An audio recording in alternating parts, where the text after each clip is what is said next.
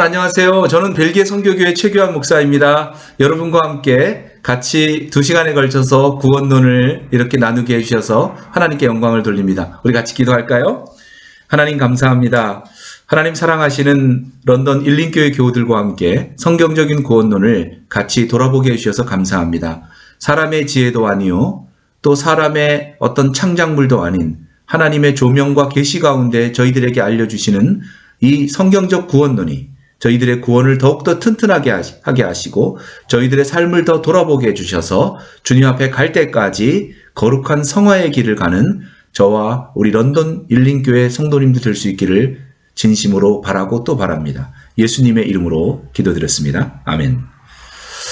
여러분 반갑습니다. 네, 제가 전도사였을 때 일인데요. 아주 오래전 일이 있죠. 주일학교 학생들과 함께 철로 역장이라는 만화를 본 적이 있어요. 근데 그 만화를 보고 난 다음에 저는 총무 선생님과 함께 이야기를 나누다가 이런 말을 했습니다. 철로 역정이 기독교에서는 아주 유명한 작품이죠. 존 버년의 철로 역정 아닙니까? 여러분들도 아마 그 브래드포드 그 밑쪽 배드포드 지역에 한번 가시면 또 이런 존 버년의 유적지를 아마 볼 수 있을 거예요. 그런데 저는 이 철로 역정을 보면서 참 이해가 안 되는 부분이 있다, 그렇게 말씀을 드렸어요. 그랬더니 그 총무 선생님이 이렇게 물어보더라고요. 저는 이해가 잘 되는데요. 그래서 제가 이렇게 대답했습니다. 철로 역정은 하나님의 나라에 가는 게 너무 어렵게 그려져 있다는 겁니다. 하나님의 나라는 예수를 믿으면 가는 것인데 철로 역정은 그것을 온갖 고난을 겪으며 시험을 다 이겨내야 겨우 가는 것처럼 그리고 있기 때문입니다. 여러분의 생각은 어떻습니까? 하나님의 나라가 가기 쉬운 것입니까? 하나님의 나라는 가기 어려운 것입니까? 제가 예전에 어떤 책도 한 권을 읽었는데 그 책 제목이 지옥에 가는 크리스찬이라는 책 제목이었어요. 참 이해가 되지 않았습니다. 크리스찬이 지옥에 갈 수 있습니까? 그리고 우리가 이제 거듭난다는 이야기를 많이 하는데, 그럼 거듭난다 그랬을 때 우리가 인간의 어떤 부분이 거듭난다는 것입니까? 우리는 여태까지 구원론을 이야기할 때 구원론 그 자체만 이야기했지 인간과 연결해서 같이 구원론을 생각해 보지 않았습니다. 여러분, 저는 이렇게 생각합니다. 구원의 대상은 인간이 아닙니까? 그렇다고 한다면 인간과 구원은 깊은 관계가 있고 이것을 같이 다뤄야지만 우리는 이해를 할 수 있을 것이다 라는 생각이 들었습니다. 저는 이제 2번의 설교를 통해서 이 문제들을 여러분과 함께 같이 나누어 보려고 합니다. 여러분, 구원이라고 하는 것은 기본적으로 모든 악과 고난으로부터의 해방되는 것을 말합니다. 그러니까 가장 좁은 의미의 구원이라고 하는 것은 한 개인이 예수를 믿고 죄와 사망에서 해방되어 천국 가는 게 구원입니다. 쉽죠? 그럼 우리 복음성가 중에 그런 거 있잖아요. 나 구원 얻었네, 너 구원 얻었네, 우리 구원 얻었네, 할렐루야. 예수 믿음으로 천국을 간다라고 하는 이 구원을 중세 카톨릭 교회는 1000년 동안 제대로 확립을 하지 못했습니다. 그래서 인간의 선행과 공로로 구원을 얻겠다고 수도 없이 노력을 많이 했지만 실패로 돌아갔습니다. 이런 실패 끝에 구원은 오직 믿음으로 얻는다는 것이 종교개혁을 통해 밝혀졌습니다. 그리고 위대한 종교개혁자 중에 한 분인 칼빈 선생은 성화론을 통해서 구원받은 자의 삶에 대한 성경의 구원의 도리를 잘 설명해 주고 있습니다. 논리적인 순서에 따라서 저는 구원을 기본 구원, 즉 중생과 건설 구원, 즉 성화로 나누어서 설명을 하려고 하는 것입니다. 그러니까 이 용어가 생소한 분은 이렇게 기억하시면 되겠어요. 기본 구원이라는 것은 중생이고 건설 구원이라는 것은 성화로 이해하면 되겠습니다. 차차 설교를 진행하면서 제가 좀 더 자세히 여러분들에게 말씀을 드리도록 하겠습니다. 기본 구원이라는 것은 인간의 행위가 단 0.1%도 개입됨 없이 전적인 하나님의 주권으로서 인간이 중생함을 받아 거듭남을 받아 천국에 가게 되는 것을 말합니다. 천국에 가게 된다는 것은 믿는 사람이면 누구나 하나님의 은혜로 차별 없이 꼭 동등하게 받아가지는 가장 기본적인 구원이다. 그래서 제가 이걸 기본 구원이라고 했어요. 기본적인 구원의 은혜를 말합니다. 그래서 이 중생, 이 기본 구원이라고 하는 것은 하나님의 전적인 사역이다. 그리고 모든 성도들이, 구원받은 성도들이 동등하게 받는 것이다. 이렇게 기억하면 되겠어요. 그러면 건설 구원, 즉 성화라고 하는 것은 기본적인 구원, 중생을 받은 사람이 이 땅에 살면서 성화된 것만큼 영원한 나라 저 천국에서 영광과 실력을 얻는 구원의 은혜를 말합니다. 그러니까 건설 구원, 즉 성화는 전적으로 하나님의 은혜로 얻는 것이지만은 이것이 중생과, 즉 기본 구원과 다른 점은 여기에는 우리들의 적극적인 순종의 행위가 필요하다라고 하는 것입니다. 중생, 기본 구원은 행함이 포함되지 않는 구원입니다. 그러나 건설 구원, 성화는 행함으로 온전하게 되는 구원입니다. 건설 구원, 성화는 각 사람의 성화가 된 만큼, 분량만큼 천국에서 각 성도 간의 영광과 실력의 격차가 나타납니다. 그러나 이 건설 구원, 성화도 인간의 공로가 아닙니다. 하나님 50%, 인간 50%, 하나님과 인간의 협력 사역이 아닙니다.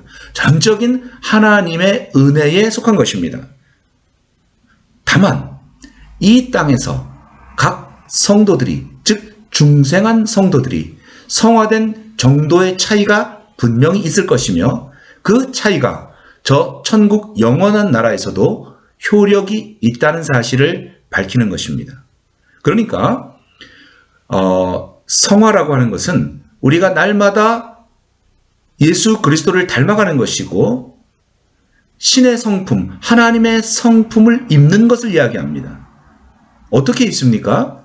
이 땅에서 거듭난 성도가 만나는 모든 사건은 성화의, 건설 구원의 재료로 사용된다는 것입니다. 그러니까 건설이라 그러니까 이제 집을 짓는 것에 비유하는 것이죠. 그러니까 예수 그리스도라고 하는 터 위에, 예수 그리스도께서 주신 중생의 터 위에 우리가 주님의 인도하심을 받아 이 땅을 살아가면서 거듭난 성도들이 모든 삶 가운데서 예수님을 닮아가는 삶을 바로 건설 구원, 이것을 성화라고 말씀을 드리는 것입니다. 천국에서의 차이는 이 땅에서 내 주변의 사람과 매일 만나는 일 가운데 어떻게 믿음의 모델이신 예수님을 닮아서 우리가 살아내느냐에 달려있다는 겁니다. 그러니까 이 순간이 영원과 연결되어 있다는 것이죠. 이 땅이 영원과 연결되어 있다는 것이죠. 천국에서 격차를 내려니 이 땅에서의 사건이 필요한 것 아니겠습니까? 철로 역정에서 말하는 그러면 구원이라고 하는 것은 중생, 기본 구원을 말하는 것입니까? 아니면 건설 구원, 성화를 말하는 것입니까? 철로 역정은 기본적인 구원, 즉 중생을 받은 신자가 건설의 구원, 성화의 삶을 살아가는 것이 어렵고 힘듦을 보여주고 있는 것이라는 것입니다. 그러니까 철로 역정에 나오는 그 사람의 이름이 크리스찬 아닙니까? 자, 그러면 중생과 성화, 기본 구원과 건설 구원이 모두 나와 있는 성경 구절을 한번 볼까요? 로마서 1장 17절에 보면 복음에는 하나님의 의가 나타나서 믿음으로 믿음에 이르게 하나니 기록된 바 오직 의인은 믿음으로 말미암아 살리라 함과 같으니라. 여러분 앞에 나오는 믿음으로라는 말은 에크피스테우스라는 말인데 이건 무슨 말이냐면 믿음으로부터 나와서 출발하는 믿음입니다. 믿음에서 나와서 출발하는 믿음, 즉 예수 그리스도께서 우리를 위하여 대신 죽으심과 우리의 죄가 용서됨을 믿는 자녀의 믿음, 거듭남, 기본 구원을 이야기하는 것이죠. 자, 요한일서 2장 12절 말씀입니다. 자녀들아, 내가 너희에게 쓰는 것은 너희 죄가 그의 이름으로 말미암아 사함을 받았으며 그의 이름으로 말미암아 사함을 받았다 그랬습니다. 우리의 행위가 단 0.1%도 들어가 있지 않습니다. 그런데 로마서 1장 17절 뒷부분에 나오는 믿음에라는 말이죠. 믿음에라는 것은 에이스피스틴, 믿음에 도착하게, 예수님의 대속을 믿고 또한 예수님의 권세를 힘입어 악한 자와 싸워 이기는 청년의 믿음, 즉 철로 역정에 나오는 크리스찬의 믿음이죠. 자, 이것을 성화 구원 혹은 건설 구원이라고 말할 수 있습니다. 요한일서 2장 13절에는 청년들아 내가 너희에게 쓰는 것은 너희가 악한 자를 이기었음이라. 이렇게 성경은 기본 구원 즉 중생과 건설 구원, 성화를 모두 말하고 있습니다. 자, 그러면 기본 구원과 건설 구원, 중생과 성화를 알기 위해서는 사람이 어떠한 존재인가에 대해서 잘 알고 있어야 되겠죠. 자, 제가 여러분의 이해를 돕기 위해서 도표를 좀 만들었습니다. 첫 번째 보면 인간의 구성 요소, 타락 전 아담에 대한 이야기가 나오죠. 그림이 나오고, 두 번째는 영이 죽은 상태에 있는 불신자 상태, 세 번째 영이 살아난 상태, 중생과 기본 구원을 받은 사람 말합니다. 네 번째, 영이 살아난 상태라도 즉 성화, 건설 구원 중에 있는 사람들의 상태를 말합니다. 자, 그러면 우리 한 가지씩 한번 볼까요? 사람이라는 존재는 피조된 인격체로서 하나님의 형상대로 지음받은 창조의 면류관입니다. 인간은 이렇게 지음받은 존재이기 때문에 지은 이에 대해서 의존적입니다. 그러면서도 인간은 결단하고 선택할 수 있는 인격적인 존재입니다. 여러분, 사람을 흔히 영혼과 육신으로 구분합니다. 하지만 영혼과 육신으로 구분하면 어려운 점이 뭐냐면 영과 혼이 같은 존재인 것처럼 보입니다. 저는 그래서 차라리 사람을 두 부분으로 나누어서 만약에 생각을 한다면 영과 심신, 즉 영과 마음과 몸 이렇게 구분하는 것이 더 낫다라고 봅니다. 영을 마음과는 구별이 되는 인간의 가장 본질적인 요소로 보아야 구원론이 이해가 됩니다. 그러나 영과 심신의 구별은 구원론을 설명하기 위한 논리적인 구별이지 이것은 무슨 존재론적인 구별을 의미하는 것은 아닙니다. 여러분의 이해를 돕기 위해서 이걸 하는 것이죠. 자, 그러면은 처음으로 창조된 인간이자 인류의 대표인 아담을 한번 보겠어요. 이 사람은 표 1이죠. 표 1을 보면요. 타락전 아담의 상태는 뭐냐면 영이 살아 있었다는 겁니다. 그래서 진리적, 영이라고 하는 것은 진리적, 생명적, 능력적, 애정적 결합이죠. 그리고 또 양심도 있었습니다. 여러분, 그런데 이 양심이라는 거 있잖아요. 양심은 마음의 요소에 속하는 것인데 양심을 지배하는 것은 여러분 지식이라는 거 아십니까? 양심은 어떤 종류의 지식을 갖는가에 달려 있습니다. 그러니까 도둑놈의 양심과 선한 자의 양심은 다르겠죠. 도둑은 도둑질하고도 양심의 가책을 받는 게 아니에요. 왜? 잘못된 지식이 그 사람의 양심을 지배하고 있기 때문입니다. 그리고 양심 그 위에 있는 것이 뭐냐면 이성과 감성입니다. 마음이죠. 육체를 지배합니다. 그리고 그 뒤에가 육체가 있는데 뇌, 신경, 기관, 운동이라고 이렇게 했습니다. 자, 그럼 조금 보겠어요. 처음으로 창조된 인간이자 인류의 대표인 아담이 선악과를 먹는 범죄를 지음으로 아담 이후에 모든 사람에게 그 죄가 전가가 되었습니다. 그러니까 오직 예수 그리스도를 제외하고는 지구상 그 누구도 죄에서 해방된 자가 없다라고 하는 것입니다. 자, 그러니까 아담의 타락 이후에 사람들의 상태가 어떻게 되냐면 2번입니다. 영이 죽은 상태죠. 불신자. 모든 사람은 불신자의 상태에서 태어나는 거예요. 영의 사망. 제가 까맣게 색칠했습니다. 영의 사망. 근데 양심은 있습니다. 그래서 그 양심이 근데 어떻게 되냐면 세상의 지식과 철학과 세계관과 사상 등의 지배를 받게 되는 것입니다. 불신자들은요. 그리고 그것이 기반이 돼서 그 사람의 이성과 감성을 지배하게 되는 것이죠. 그리고 이 이성과 감성이 그분의 육체를 이제 지배하게 되는 것입니다. 그러니까 예수를 믿지 않는 사람은 영이 사망한 상태에서 사는데 이 사람은 결국은 양심을 가지고 살아도 그 양심이라는 것이 그 사람이 접하는 지식과 철학과 세계관과 사상의 지배를 받을 수밖에 없는 존재라고 하는 것입니다. 그러니까 공산주의 사회에 태어나면 자연스럽게 공산주의 지식과 철학과 세계관과 사상이 그 사람을 지배하겠죠. 그것이 그 사람의 이성과 감성까지 지배하고 또 그것이 그분의 육신까지 이렇게 지배하게 되는 것입니다. 자, 그러면 중생이라는 것은 뭐냐면 영이 하나님과의 관계를 회복함으로 다시 사는 것을 말합니다. 중생은 기본 구원에 속한 것입니다. 자, 표 3을 한번 볼까요?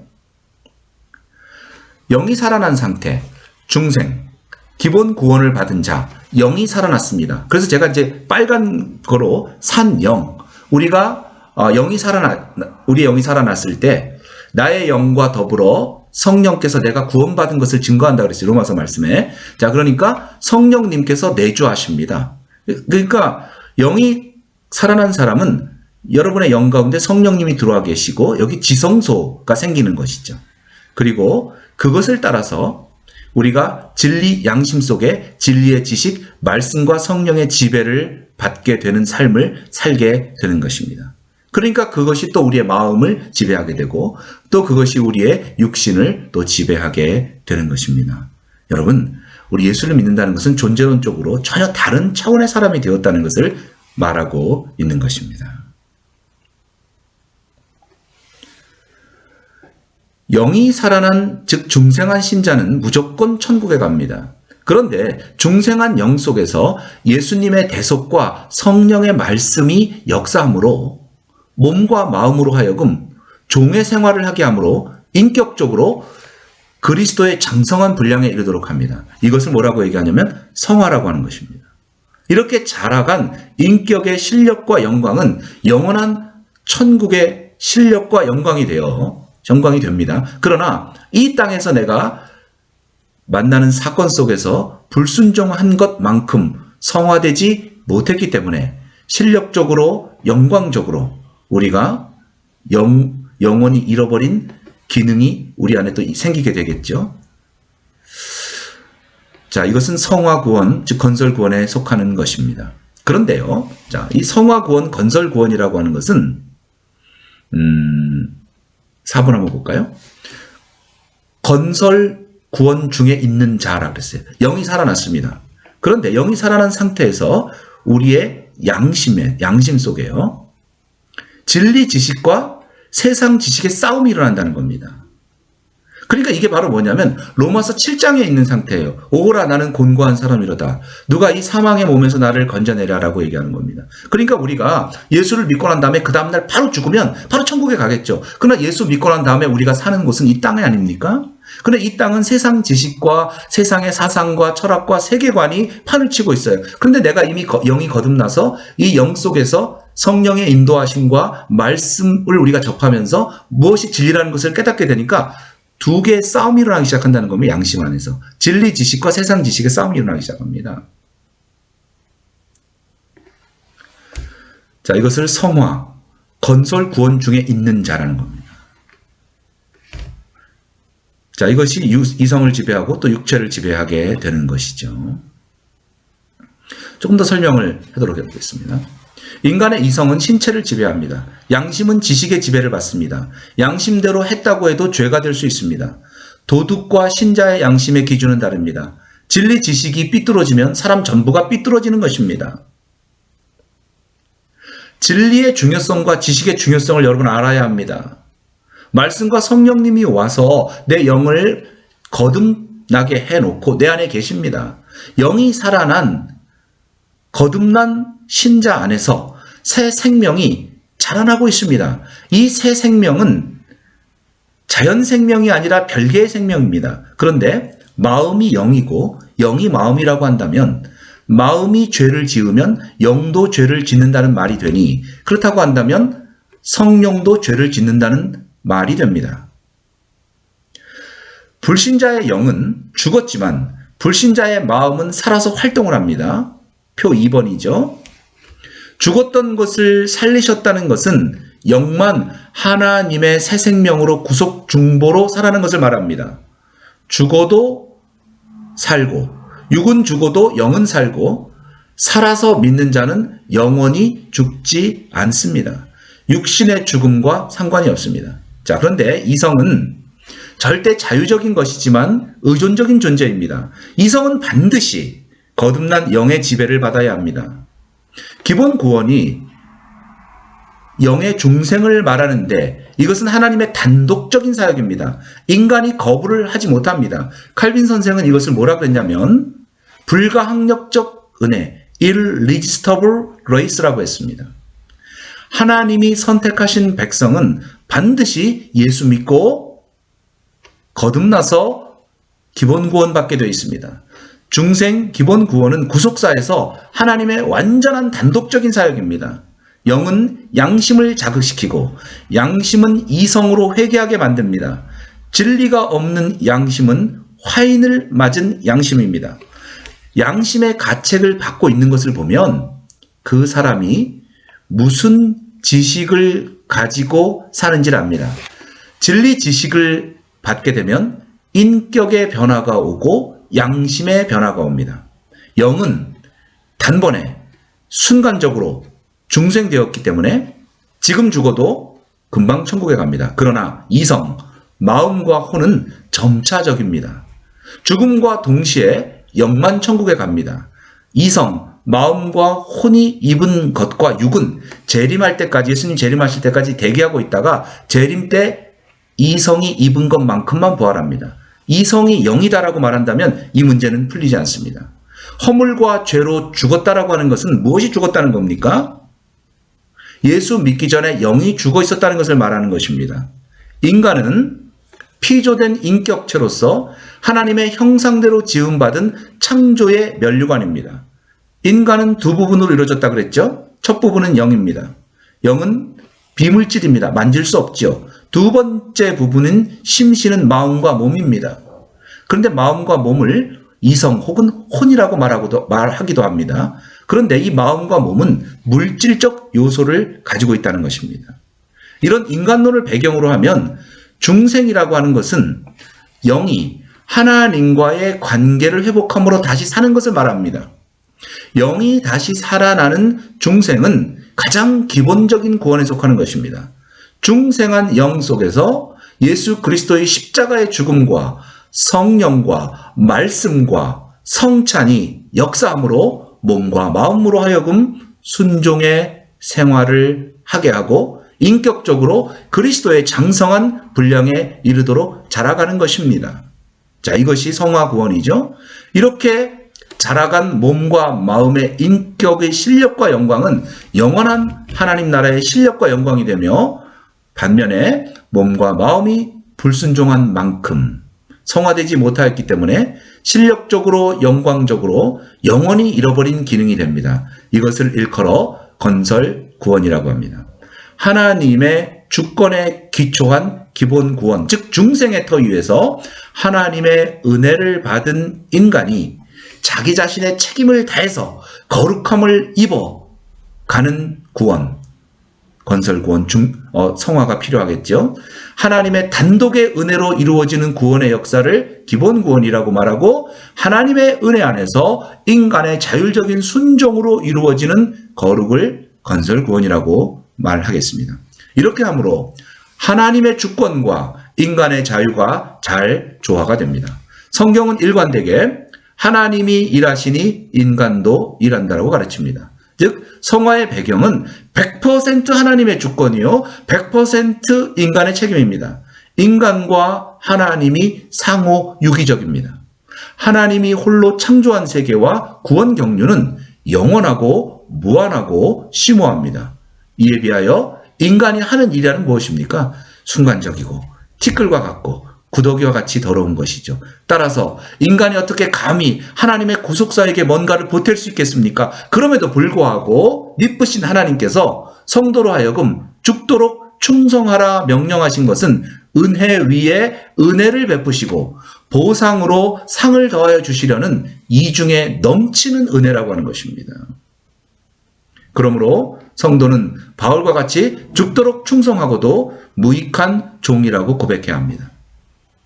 죄와 허물로 죽었던 영을 다시 살려 자녀 삼아 주신 것은 중생 기본 구원에 속하는 것이고, 살려서 하나님 아들, 딸 삼아 놓으신 것, 그 자녀들에게 말씀 따라 순종하여 예수 그리스도 닮아가는, 하나님 닮아가는 사람으로 거룩함을 입게 하시고 그 순종의 분량만큼 영원한 실력과 영광으로 보상하시는 것이 성화, 건설 구원에 속한 은혜가 아니겠습니까? 요컨대 기본 구원과 건설 구원을 구별한다는 것, 중생과 성화를 구원한다는 것은 우리의 행위가 포함되지 않고 은혜로만 받게 되는 것이 기본 구원 중생이며, 우리 편에서 수고하여 노력하여 말씀대로 만들어지는 것이 건설 구원 성화인 것입니다. 그러니까 여러분, 성경을 읽으시면서 구원에 관련된 본문을 읽을 때 기본 구원과 건설 구원, 중생과 성화를 구별하여 읽는 것이 매우 필요합니다. 그렇지 않으면 전적인 은혜로 주시는 것을 자기 노력으로 받겠다고 할 수 있으며, 그 결과 일평생 이미 받은 구원을 있다는 것을 알지 못하고 구원의 확신 없이 불안 속에서 사는 사람이 있으며, 반대로 우리의 책임 있는 충성과 인내를 요구하는 것을 그냥 주시는 줄 알고 방종하며 살 수가 있게 되는 것입니다.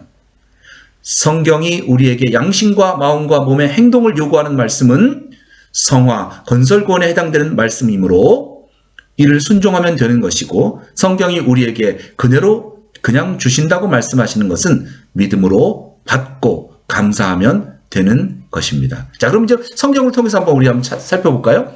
자, 믿음으로 구원을 얻는다라고 하는 중생, 기본 구원과 행함을 동반하는, 즉 우리의 순종을 동반하는 건설 구원에 해당되는 말씀들을 한번 찾아봤어요, 제가. 자, 먼저 요한 복음 1장 12절. 영접하는 자, 곧 그 이름을 믿는 자들에게는 하나님의 자녀가 되는 권세를 어떻게 했다고요?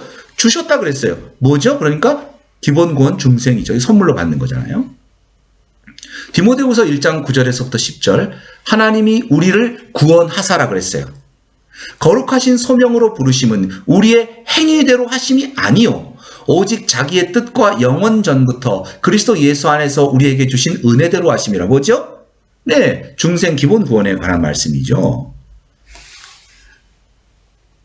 이제는 우리 구주 그리스도 예수의 나타나심으로 말미암아 나타났으니 그는 사망을 패하시고 복음으로써 생명과 썩지 아니할 것을 드러내신지라. 자, 로마서 3장 22절. 곧 예수 그리스도를 믿음으로 말미암아 모든 믿는 자에게 미치는 하나님의 의인이 차별이 없느니라. 차별이 없다 그랬어요. 이 거듭남이라고 하는 것. 에베소서 2장 8절. 너희가 그 은혜를 인하여 믿음으로 말미암아 구원을 얻었나니 이것이 너희에게서 난 것이 아니요, 뭐라고요? 하나님의 선물이라고 말했습니다. 여러분, 이 말씀은 하나님의 약속으로 믿고 감사함으로 받으면 되며, 여기에 인간의 어떤 행위를 요구하지 않습니다. 자, 그런데 이런 또 말씀은 믿는 자의 적극적인 순종의 행위를 요구하는 성화 구원, 건설 구원과 관계된 말이죠. 대표적인 말씀이 고린도전서 3장 10절에서 15절입니다. 내게 주신 하나님의 은혜를 따라 내가 지혜로운 건축자와 같이 터를 닦아 두매 다른 이가 그 위에 세우나 그러나 각자 어떻게 그 위에 세우기를 조심할지라. 이 닦아둔 것 외에 능히 다른 터를 닦아줄 자가 없으니 이 터는 곧 예수 그리스도라. 만일 누구든지 금이나 은이나 보석이나 나무나 풀이나 지프로 이 터 위에 세우면 각각 공력이 나타날 터인데 그날이 공력을 밝히리니 이는 불로 나타내고 그 불이 각 사람의 공력이 어떠함을 시험할 것이라. 만일 누구든지 그 위에 세운 공력이 그대로 있으면 상을 받고 누구든지 공력이 불타면 해를 받으리니 그러나 자기는 구원을 얻되 불 가운데서 얻은 것 같으니라. 마태복음 5장 19절. 그러므로 누구든지 이 계명 중 지극히 작은 것 하나라도 버리고 또 그같이 사람을 가르치는 자는 천국에서 지극히 작다 일컬음을 받을 것이요 누구든지 이를 행하며 가르치는 자는 천국에서 크다 일컬음을 받으리라. 여러분, 이 땅에서 우리가 어떻게 하나님의 말씀을 지켜가느냐에 따라서 저 천국에 들어가게 됐을 때에 큰 사람과 작은 사람이 있다는 건 아닙니까? 자, 마태복음 10장 22절을 보면 이런 이제 말씀이 사람들을 이제 혼동하게 하는 말씀인데, 너희가 내 이름을 인하여 모든 사람에게 미움을 받을 것이나 나중까지 견디는 자는 구원을 얻으리라. 여러분, 이 말씀은 중생에 관한 말씀이 아니고 건설 구원, 즉 성화에 관한 말씀이라는 것입니다. 자, 빌립보서 2장 11절 말씀은 두렵고 떨림으로 너희 구원을 이루라고 말했습니다. 그러니까 이것은 누구에게 주신 말씀입니까? 이미 거듭난 빌립보 교회 성도들에게 주시는 말씀이죠. 두렵고 떨림으로 너희 무엇을 이루라? 건설 구원 성화를 이루라. 이렇게 말하고 있는 것입니다. 고린도전서 15장 2절, 너희가 만일 나의 전한 그 말을 굳게 지키고 헛되이 믿지 아니하였으면 이로 말미암아 구원을 얻으리라. 이렇게 증거하고 있습니다. 이와 같이 이런 말씀들은 성경을 보면 거듭남과 성화, 기본 구원과 건설 구원을 구분해서 보지 않으면 우리의 구원이 늘 불안하고, 또 인간의 어떤 행함을 조건으로 하는 조건부 구원처럼 보여지기 쉬우며 우리에게 혼란을 가져다 주는 것입니다. 자, 그러면 이제 조금 더 중생에 관한 말씀을 더 드리도록 하겠습니다. 성경은 구원에 있어서 하나님의 절대적인 주권을 강조하고 있습니다. 특별히 하나님이 택한 백성은 다 구원을 받는다고 보았습니다. 하나님은 사랑의 하나님이시므로 기본 구원, 중생을 얻는 사람은 많을 것이라고 보았습니다. 예를 들어 볼까요? 성경에 출애굽한 이스라엘 백성들 대부분은 하나님의 택정함 속에 있었다고 볼 수 있습니다. 우리는 홍해를 건너는 것과 요단강을 건너는 것을 대조해 볼 필요가 있습니다. 자, 홍해는 성경에서 뭐로 보이냐면 세례라고 표현합니다. 즉 기본 구원, 중생이라고 말할 수 있는데, 애굽의 속박에서 하나님의 자녀로 예정되고 선택된 이스라엘 백성들을 구원하시는 것입니다. 애굽으로부터의 분리라고 하는 것은 세상으로부터 분리되는 것입니다. 우리를 위하여 그리스도께서 죽으심으로 어린 양의 피를 발라주셨잖아요. 그 6월절. 그래서 적들이 단번에 모두 멸망하게 됩니다. 자, 그런데 이 홍해를 건넌 사람들에게 또 하나의 큰 물이 있었죠. 요단강이었습니다. 요단강은 성화와 건설 구원을 의미한다고 보는데, 가나안의 축복으로 이들을 인도하십니다. 하나님께로의 헌신을 요청하시고 그리스도와 함께 우리가 죽고 날마다 그리스도를 믿음으로 매일 승리해 나가는 것입니다. 그러니까 잘 들으시기 바랍니다. 신자들은 예수 그리스도를 구세주로 믿을 때에 홍해를 건너갑니다. 그리고 믿음으로 순종함으로 로마서 6장에서 8장에서 나오는 승리의 경험을 체험할 때 요단강을 건너가는 것입니다. 여러분, 우리나라 이제 교회사를 보면은 하나님 앞에 잘못하신 분이 많죠. 뭐 신사참배하신 분이 있다 할지라도 그런 분도 있고 그러잖아요. 그렇다 할지라도 하나님께서 택정함을 입은 백성에게는 하나님께서 그분을 하늘나라로 인도하시겠죠. 고 한경직 목사님이 템플턴상을 받게 되었을 때, 종교계의 노벨상이라고 하는 템플턴상을 받게 되셨는데, 그분이 제일 먼저 하신 말씀이 뭐냐면 나는 신사참배한 죄인입니다라고 말했어요. 여러분, 물론 하나님께서 그 한경직 목사님의 이제 구원에 하나님이 전적으로 하시겠지만 우리가 한경직 목사님이 지옥에 가셨다고 말씀할 수 있겠습니까? 중요한 것은 뭐냐면 사람을 거듭나게 하는 것은 하나님의 주권 가운데 있다라고 하는 것입니다. 그런데 우리가 거듭난 다음에 계속해서 우리의 삶 가운데서 주님께 순종하는 삶을 살지 못하고 살게 됐을 때 성경은 그런 구원을 뭐라고 얘기하냐면 부끄러운 구원이라고 말합니다. 고린도전서 3장 15절, 누구든지 그 공적이 불타면 해를 받으리니 그러나 자신은 구원을 받되 불 가운데서 받은 것 같다 그랬습니다. 기본 구원은 이미 받은 것, 하나님의 선택과 예정과 창조와 대속과 중생과 하나님의 자녀됨, 천국의 시민권을 갖는 것, 천국의 입장권을 갖는 것을 이야기하죠. 보혈과 진리와 성령의 보증입니다. 성화 구원의 씨를 이야기합니다. 이런 것은 성도가 공통적으로 받아가지는 중생 기본 구원의 은혜 안에 속해 있는 것입니다. 자, 다시 말씀드립니다. 중생 기본 구원의 특징은 하나님의 단독적인 사역으로 일어나는 것이다. 아무리 성자와 같은 사람의 행위라고 할지라도 하나님 앞에서는 걸레와 같이 더러워서 하나님의 이 거룩한 구원 사역에 가미가 되면 온전한 구원이 될 수가 없는 것입니다. 기본 구원은 중생될 때 확정되는 것이며 영원히 자라가는 불변적이며 불강력적인 것이다. 기본 구원은 모든 하나님의 자녀들에게 차별 없이 주어지는 하나님의 선물입니다. 순교한 베드로나 바울이나 비천한 우리들이나 차등 없이 받는 공통된 구원이니 어찌 영원토록 감사 찬송을 우리가 부르지 않겠습니까? 칼빈 선생도 로마서 8장 38절 39절에서 이렇게 말하고 있습니다. 성도들의 확실한 구원과 그 구원이 사도들이나 모든 신자나 차별이 없는 공통적인 것을 이렇게 말하고 있습니다. 스콜라 철학자들은 사도만이 특별한 계시를 받아 그런 확신을 가졌던 것이라고 해석하며 짓거린다. 바울이 논하는 것은 모든 신자가 공통적인 믿음으로 얻는 은혜이며 그만이 체험한 일들이 아니다라고 말하고 있습니다. 자, 그러면 우리가 이 중생 기본 구원은 무엇으로 이루어지는지 한번 볼까요? 첫 번째는 예수님으로 이루어집니다. 사도행전 4장 12절에 다른 이로서는 구원을 얻을 수가 없나니 천하 인간의 구원을 얻을 만한 다른 이름이 우리에게 주신 일이 없습니다. 여러분, 믿는 사람의 구원은 반드시 그 대상이 예수님이라야 합니다. 그러니까 예수님만이 기본 구원의 첫 번째 요건이 된다는 거예요. 자, 두 번째는 뭐냐면 믿음입니다. 구원은 예수님의 대속과 성령과 진리의 역사로 이루어지는데 믿음으로 구원을 받는다는 말은 천국에 들어가는 것은, 천국의 입장권은 인간의 노력이 필요하지 않다라고 하는 것입니다. 중생의 조건이 되는 것은 믿음은 인간의 몸과 마음의 어떤 수고도 다 배제한다는 거예요. 자, 갈라디아서 2장 16절입니다. 사람이 의롭게 되는 것은 율법의 행위에서 난 것이 아니요 오직 예수 그리스도를 믿음으로 말미암는 줄 아는 고로라 그랬어요. 그래서 오늘날 개신교회가 천주교회에서 개혁하고 나온 그 종교개혁의 첫 번째 가장 중요한 게 뭐냐면 전적인 은혜, 오직 은혜, 솔라 그라티아라는 교리입니다. 이것이 가장 우리 천주교회와 우리 개신교회를 구별시키는 거예요. 천국의 문은 은혜로 열리는 거예요. 세 번째는 성령과 진리의 역사라는 겁니다.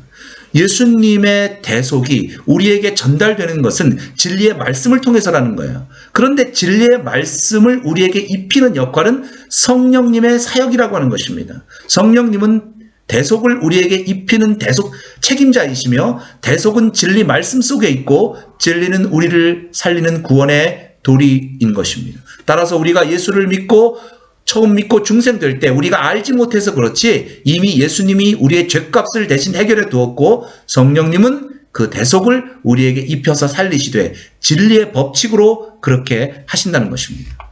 자, 그러면 기본 구원의 결과는 무엇인가? 첫 번째는 영이 살아난다는 거예요.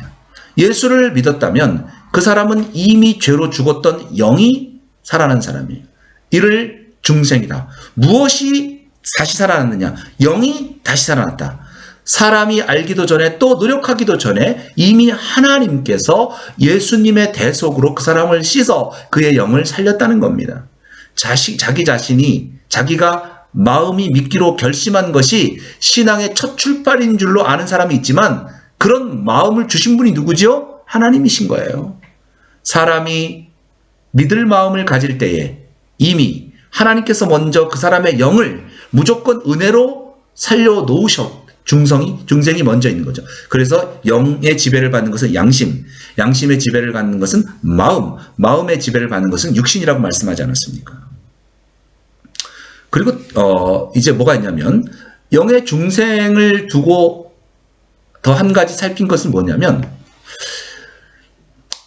영의 본질이 뭐냐는 겁니다. 영은 범죄로 죽을 때에 영 자체의 범죄로 죽은 것이 아니고 몸과 마음의 범죄를 인간의 어떤 주격의 위치에서 책임을 지고 죽었습니다. 그리고 나서 영이 죽은 후에 영의 상태는 작동불능의 상태로 하나님이 다시 살게 해주실 때까지 지속되고 있는 거죠. 이 작동불능의 영에다가 생명이 주어지자 영이 다시 살았습니다. 이 영이 다시 삶으로 받아가진 생명을 이것을 조회라고 얘기하는데 이터널 라이프죠. 바로 예수 그리스도의 죽음과 부활과 대속과 성령과 진리로 나온 것인 거예요. 여러분 이런 비유를 할 수 있을 것 같아요. 개가 새끼를 낳으면 개 요소로 만들어지듯이 사람이 자녀를 낳으면 그 자녀는 부모의 요소로 형성되듯이 중생된 영은 인간적 요소이지만 그 생명에는 뭐가 있냐면 신적인 요소가 있다는 거예요. 하나님적 요소가 있다는 거예요. 인간의 것이 아니고 인간이 만들어주는 것이 아니고 인간이 손을 댈 수 있는 존재가 아닙니다. 말하자면은 아담의 자손으로 태어나는 모든 인간의 출생은 부모의 것이 떨어져 나와서 자라가는 어떤 분식이라고 말할 수 있어요. 그러나 둘째 아담 예수 그리스도 때문에 새로 생명을 받은 중생의 생명은 신적 요소가 우리에게 분식으로 들어온 것이 아니고 신적 요소가 우리 안에 들어와서 역사함으로 이 생명을 만들고 영원히 이어져 나가니 신적인 요소와의 연합으로 생겨진 생명이라는 거예요. 이 부분에 대해서는 한번 나중에 또 자세히 말씀드릴 기회가 있었으면 좋겠네요. 이 그리스도와의 연합에 대해서는. 두 번째는 뭐냐면 우리는 하나님의 자녀가 된다는 거예요. 영이 중생된 사람은 하나님의 자녀가 돼요. 하나님을 아버지라고 불러요. 하나님은 우리를 아들로 상대하시기 시작합니다. 우리의 신분이 일반 만물 중에 한 존재로 있다가 영이 살아나게 되면 우리는 순간적으로 하나님의 자녀가 되는 거예요. 하나님과 우리를 아버지와 아들로 비유한 것은 무슨 얘기냐면 우리에게 신적인 요소가 우리가 받아서 하나님으로부터 난 존재라는 말이고 하나님을 닮은 존재라는 것이고 하나님께서 양육해서 기른다는 말이고 마지막으로 하나님의 모든 것을 다 받아서 가질 수 있는 그런 존재라는 것입니다. 세상에서 뿐만이 아니라 하늘나라에서 영생토록 우리는 하나님을 대신하여 만물에게 하나님 노릇을 할 우리는 하나님의 자녀가 되는 것입니다. 너무너무 놀라운 거예요. 이 모든 것이 거듭남의 결과라는 겁니다. 여러분, 세상 부모와 자녀와의 관계는요, 하나님과 우리 사이의 관계를 아주 희미하게 짐작해 주게 해요. 그런데 우리가 하나님의 자녀가 된 이 관계는 육신의 부모 밑에서 태어나는 이런 관계를 가지고서는 측량도 못할 정말 무한한 실상과 무한을 가지고 있다는 것, 굉장한 것을 갖고 있다는 것. 세 번째는 중생한 사람은 천국의 입장권을 얻는다는 겁니다. 한번 거듭난 영은 다시 죽지 않습니다. 이미 영생을 얻은 것입니다. 그 영생의 지위는 믿는 사람끼리 차이가 없습니다. 그래서 뭐라 그랬냐면 기본적인 거다, 기본권이라고 말한 거예요. 천국 영생이라는 표현에서 한 가지 분명한 것은 뭐냐면 고생스러운 세상을 벗어나서 하나님의 품 안에 안겨 다시 사는, 다시는 세상의 고통을 겪지 않는, 영원히 살아 존재하는 영생의 의미가 있다라고 사람들은 생각합니다. 그런데 이렇게 생각하죠. 천국에서 영원한 삶이라는 것은 단순히 존재의 연속과 고통이 없는 평안의 연속. 그러니까 천국에서 하프 타고 놀고 뭐 이런 것만 생각하는 거예요. 여러분, 천국의 모습은 오늘 이 땅에서 자세하게 설명을 해도 우리의 영적인 눈이 어두워서 이해하지 못하기 때문에 성경에서는 아주 조금만 알려주고 있어요. 영원히 아버지를 닮아가게 될 우리가 될 것이고 그 나라는 그 아버지를 닮아가는 우리들에 의해서 인도되어질 거라는 거예요. 네 번째, 생명의 부활이라는 거예요. 성경은 생명의 부활과 심판의 부활을 말하고 있어요. 여러분, 불신자의 부활은 죄에 대한 심판을 받아 영원과 영벌에 들어가기 위한 심판 부활을 받습니다. 그런데 기본 구원 중생을 얻은 자는 선한 행위가 있든지 없든지 예수님이 재림하시면 그 몸이 생명의 부활을 받습니다. 그 부활은 그 사람의 행함을 따라 부활을 얻게 되는 것이 아니라 부활의 첫 열매이신 예수님의 공로로 다 생명의 부활을 얻게 된다는 거죠. 그런데 부활의 권능과 영광은 다 각각 사람마다 차이가 있을 것인데 그 차이는 성화의 차이로 만들어질 거라는 것이죠. 자, 다섯 번째, 기본 구원, 중생의 성격에 대해서 말씀드립니다. 첫 번째는요, 단번에 일어난다는 거예요. 중생이라고 하는 것은 우리에게 단번에 주어지는 겁니다. 두 번 반복되는 것이 아닙니다. 우리를 구원하기 위해 주님이 십자가에 달린 것도 한 번이죠. 그 대속이 우리에게 입혀지는 것도 한 번이죠. 칼빈 선생은 우리가 신앙을 통하여 그리스도 안에 접붙임을 받게 되는 순간 하나님의 자녀가 되고 하나님 나라의 후사가 되고 생명의 소유자가 되고 그리스도의 모든 공로를 얻게 되는데 그리스도의 모든 공적이 우리에게 전달되어진다라고 말했어요. 단번에 구원받는다. 두 번째, 완전한 구원이라는 겁니다. 이런 중생의 기본 구원의 두 번째 성격은 완전성이라는 거예요. 안 믿는 사람을 처음 믿게 하여 영을 중생시킬 때에는 그 사람의 영에 대한 모든 죄를 완전히 해결하고 구원합니다. 미래에 지을 죄도 알고 지은 죄도 또 지극히 작은 데도 그렇습니다. 그 사람이 지은 모든 죄 때문에 그 영이 책임져야 될 부분을 대속으로 완전하게 해결되었다라고 하는 것입니다. 이렇게 영의 중생은 미래의 문제까지 완전히 해결한 다음에 중생이 되었기 때문에 한 번 거듭난 사람의 지위는 천국 갈 백성의 지위가 되는 것입니다. 그러니까 이 중생의 성격은 죄로 인하여 다시 취소될 수 없는 영원한 완전한 것으로 중생되었기 때문에 이것을 뭐냐면 중생의 완전성이라고 하는 거예요. 우리 장로교에서는 한 번 받은 구원은 영원하다라는 겁니다. 한 번 받은 천국의 입장권 영원하다는 겁니다. 그러므로 지옥에 가는 거듭난 신자라는 말은 성립할 수 없는 것입니다. 세 번째는 영원한 구원입니다. 한 번 중생되었으면 영원히 그들의 것입니다. 영원한 천국이 저들의 것입니다. 중생은 횟수로 단번에 이루어지며 그 성질은 완전 불변이며 시간적인 효력은 영원을 향해 살아납니다. 그래서 중생된 사람의 영은 범죄로 다시 죽지 아니하며 그 속에 생명이 소멸되지 아니합니다.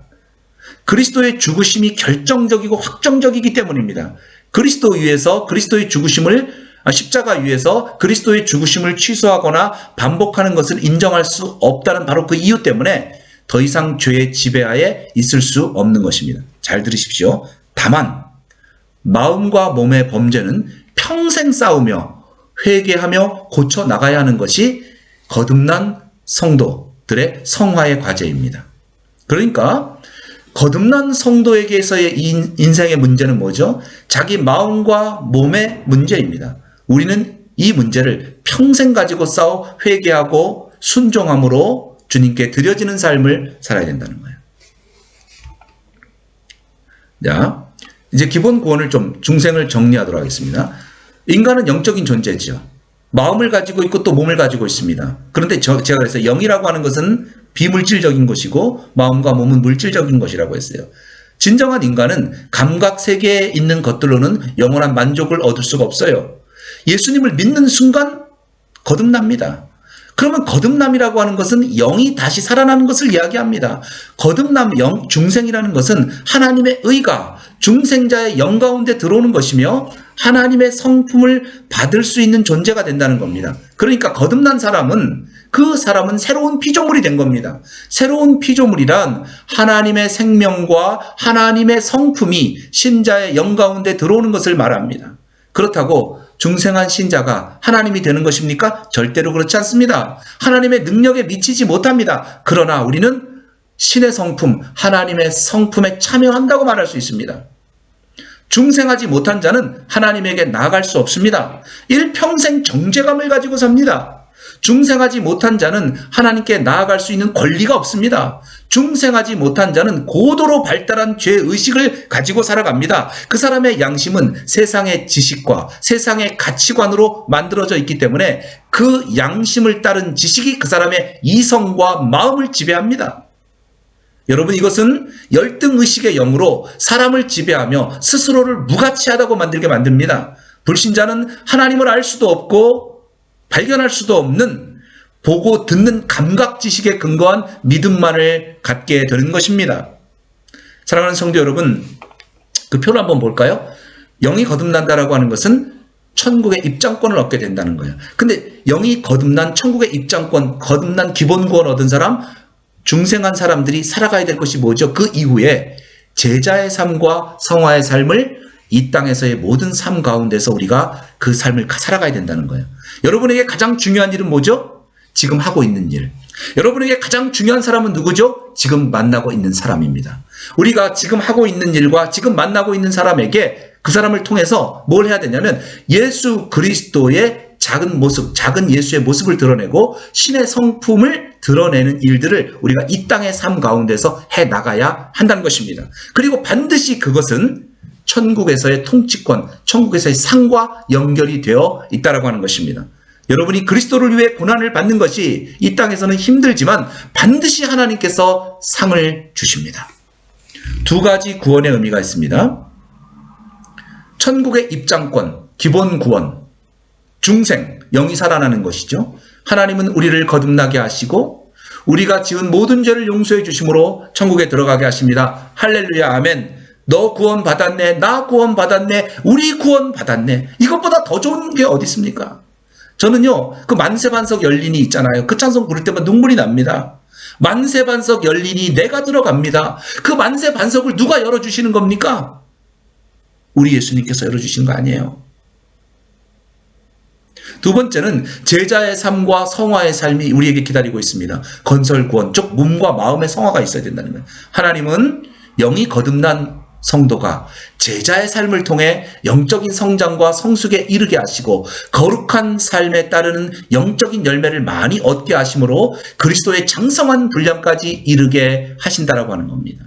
그리고 나중에 우리는 천국의 통치권을 얻게 되는데 건설 구원의 결과로 얻게 되는 것, 성화로 얻게 되는 것이에요.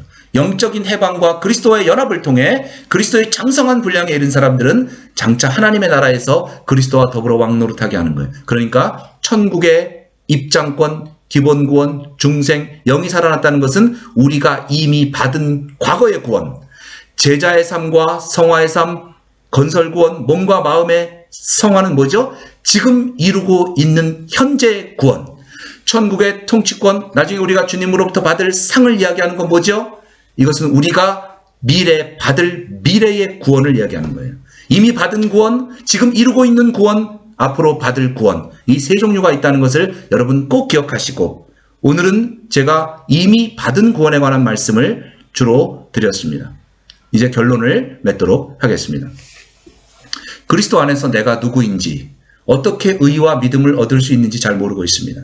많은 신자들은 천국을 죽어서 가는 곳으로만 생각합니다. 골로새서 2장 10절 말씀에 너희도 그 안에서 충만하여 졌으니 그는 모든 통치자의 권세와 머리시라. 이 말씀의 의미가 무엇입니까? 우리가 언제 충만해집니까? 이 세상에서입니까? 아니면 다음 생에서입니까? 자, 빌립보서 4장 13절에 내가 능력 주시는 자 안에서 내가 모든 것을 할 수 있느니라고 했습니다. 언제 우리가 모든 것을 할 수 있게 될까요? 로마서 5장 1절입니다. 그러므로 우리가 믿음으로 의롭다 하심을 받았으니 우리 주 예수 그리스도로 말미암아 하나님과 화평을 누리자고 했습니다. 여러분이 거듭난 성도인데 연약함과 패배한 삶을 살고 있다면 그것은 당신이 그리스도 안에서 어떤 존재인지를 모르고 있는 사람이기 때문입니다. 우리에게 주시는 가장 필요한 것은 우리가 그리스도 안에서 누구인지, 하나님이 나를 어떻게 보시는지, 하나님 아버지는 우리를 어떤 존재로 여기시는지를 아는 것입니다. 여러분과 저는 예수 그리스도의 십자가의 죽음으로 단번에 구원함을 얻은, 지금 죽어도 천국에 갈 수 있는 천국의 입장권을 가지고 있는 하나님의 의가 우리에게 있는 그런 하나님의 아들, 딸이 되었습니다. 에베소서 1장 3절은 이렇게 증거하고 있습니다. 찬송하리로다 하나님 곧 우리 주 예수 그리스도의 아버지께서 그리스도 안에서 하늘에 속한 모든 신령한 복을 우리에게 주시되. 여러분, 이것은 그리스도 안에서 이미 이루어진 것입니다. 중생한 신자가 이미 받은 구원입니다. 기본 구원이라는 것은, 중생이라는 것은, 이미 받은 구원이라는 것은 영적으로 죽어있는 자연인이 하나님의 일방적인 예정과 선택으로 그 영이 단번에 다시 살아나 하나님의 생명과 하나님의 성품을 받아 합법적으로 새로운 피조물이 된 것을 말합니다. 하나님의 생명과 하나님의 성품이 바로 의로움입니다. 하나님의 성품을 받은 사람은 그리스도 안에서 하나님의 의가 되는 것입니다. 영적으로 죽은 사람은 하나님 앞에 설 수가 없습니다. 예수 그리스도를 구원자로 받아들이고 그분이 우리 삶의 주가 되신다라고 고백함으로 우리는 하나님의 의를 갖게 되는 것입니다. 고린도후서 5장 21절입니다. 하나님이 죄를 알지도 못하신 이를 우리를 대신하여 죄로 삼으신 것은 우리로 하여금 그 안에서 하나님의 의가 되게 하려 하심이라고 했습니다. 영이 거듭난 신자는 그리스도 안에서 하나님의 의가 되었습니다. 기본 구원을 통해 하나님의 의가 회복되면 예수 그리스도의 이름을 사용할 수 있는 사람이 되는 것입니다. 야고보서 5장 16절 의인의 기도라고 하죠. 예수를 믿는 순간 영이 살아나고 하나님의 의가 들어온 신자는 의인이며 그 기도는 역사하는 힘이 큽니다. 중생한 신자, 기본 구원을 받은 신자, 이미 구원을 얻은 신자는 과감하게 예수님의 이름을 사용하며 또 사용하시기 바랍니다. 로마서 3장 26절에 이렇게 증거하고 있습니다. 곧 이때에 자기의 의로움을 나타내사 자기도 의로우시며 또한 예수 믿는 자를 의롭다 하려 하심이라. 나는 너무너무 놀랐습니다. 예수를 믿는 자를 의롭다 하려 하신다고 했습니다. 의의 목표는 사람에게 하나님과의 관계를 형성합니다. 신자에게 의로움을 주시려고 예수님은 성육신 공생의 십자가의 사건을 경험하셨습니다. 우리가 예수 그리스도를 구원자로 영접하게 될 때 신의 성품 속에 참여하는 자가 되어 하나님의 의가 우리의 일부가 됩니다. 하나님의 성품은 의이므로 우리는 그 성품인 그분 자신의 의로 인해 의가 됩니다. 사랑하는 성도 여러분, 사람이 재창조되는 부분은 영입니다. 영이 살아나고 거듭난 신자의 영 가운데 성령님이 들어와 계심을 믿고 선포하면 양심이 새로워지고 이성이 새로워지고 몸도 새로워집니다. 내가 구원을 받았다라고 하는 이 확실성으로 우리가 하나님 앞에 섭니다. 하나님이 나를 보실 때 나를 자연인으로 보시는 것이 아니라 내 안에 계신 그리스도를 통해서 나를 보고 있다는 사실을 여러분 꼭 기억할 수 있기를 바랍니다.